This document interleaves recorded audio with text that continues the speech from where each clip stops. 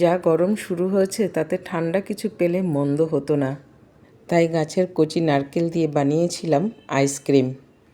চামচের সাহায্যে নারকেলের পাল্পটা তুলে নিয়েছি আর ছোট ছোট টুকরো করে দিয়ে দিয়েছি মিক্সিতে। আর নারকেলের জল দিয়েই চালিয়ে নিয়েছি মিক্সিটা। খুব ভালো পেস্ট তৈরি করে এর মধ্যে দিয়ে দিয়েছি পাউডার দুধ, ফ্রেশ ক্রিম আর দিয়েছি মিষ্টির জন্য মধু। তোমরা চাইলে এখানে চিনিও ব্যবহার করতে পারো।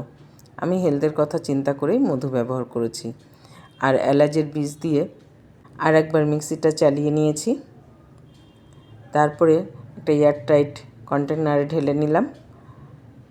আর এই নারকেলটা ছিল একদমই সফট, কচি, সেটাকেই কিছুটা বাঁচিয়ে রেখেছিলাম, তারই কিছুটা টুকরো এর মধ্যে ব্যবহার করে মিশিয়ে নিয়েছি।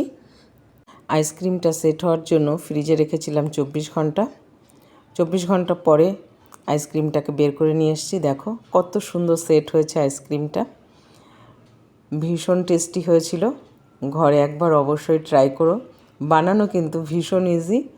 দোকানের থেকে আনহেলদি আইসক্রিম খাওয়ার থেকে কিন্তু ঘরে বানিয়ে এরকম হেলদি আইসক্রিম খাওয়া ভীষণ ভালো।